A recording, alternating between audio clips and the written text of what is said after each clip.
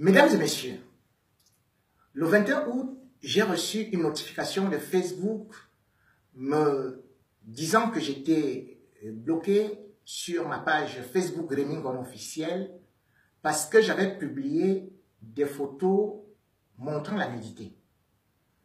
Or, ma morale, mon éthique, la déontologie journalistique ne me permettent pas de montrer de telles images et je ne l'ai jamais fait.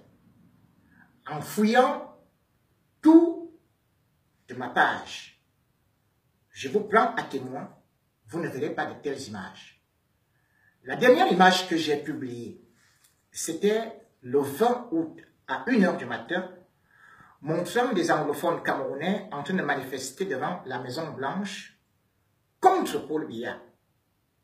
Et c'est ça qui me vaut le blocage.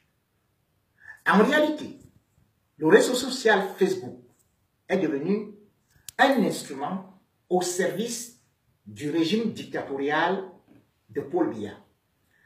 Par lettre du ministre directeur du cabinet civil à la présidente de la République, signée le 2 août 2018, nous avons appris que les responsables de Facebook étaient invités par le régime camerounais à pouvoir aller travailler ensemble. Et en effet, le 6 août, 2 responsables de Facebook INC sont arrivés au Cameroun, logés, nourris aux frais de l'État camerounais. Il s'agit de Mme Aïdara Ndiaye et M. Lucas Polzer. Ils ont eu un travail avec le ministre de la Communication, le secrétariat d'État à la Défense, le ministère de la Défense, le ministère de la Justice, le délégué général à la Sûreté nationale.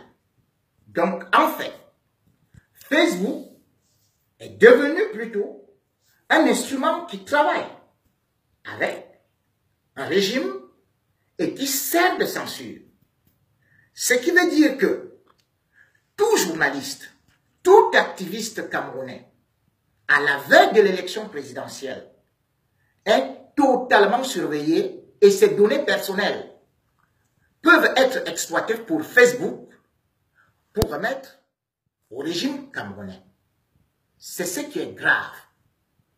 Cette alliance incestueuse, ces deals fumants, s'élève à combien d'argent? Facebook a choisi son camp.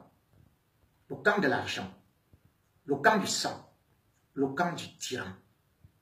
Facebook enfreint l'article numéro 19 de la Déclaration universelle des droits de l'homme de 1948 qui reconnaît à tout individu le droit d'opinion, la liberté d'expression et de véhiculer les informations au-delà des frontières et par quel outil que ce soit. Facebook, aujourd'hui, est plutôt devenu le miroir embellissant du régime et de filtrage contre les activistes et les journalistes. Je devrais signaler que dans cette réunion, il n'y avait aucune ONG, aucune organisation de défense des droits de l'homme. Ce qui signifie que c'est déjà un caractère très mafieux qui a eu à avoir entre le régime camerounais et Facebook. Et nous allons demander des explications. Et de deux, le régime camerounais a signé des accords avec Topcom, une entreprise qui est basée à Yaoundé, qui sous-traite avec une autre entreprise américaine de communication qui s'appelle Mercury. 550 millions pour la communication de Paul Biya en vue de l'élection présidentielle. Sans pour autant oublier qu'ils ont encore offert 50 millions à une autre entreprise américaine, Patton Bob, pour toujours la communication de Paul Biya en vertu de sa réélection. Et tout ça, le peuple camerounais manque d'eau, manque d'électricité, manque de santé Et on demande aux étudiants de cotiser pour la guerre. Et on prend de l'argent, on donne aux Américains, on donne à Facebook. Mesdames et messieurs, j'ai été bloqué, mais nul ne peut m'empêcher de m'exprimer. Raison pour laquelle je vous invite à me suivre à travers mon journal www.koufran.com ou encore à aller directement auprès d'autres activistes et journalistes où mes publications seront relayées, particulièrement chez Boris Berthaud, Junior Zogo, Patrice Nouma et aussi le 4e pouvoir, sans pour autant oublier notre frère et ami l'Odiciard. Mesdames et messieurs, tout en espérant que vous compreniez l'enjeu qui se joue, qu'aujourd'hui, le régime génocidaire, autoritaire, sanguinaire de M. Paul Biya cherche à tout prix à ce que le Cameroun soit bâillonné, que les journalistes et activistes soient totalement tués, anesthésiés, éliminés.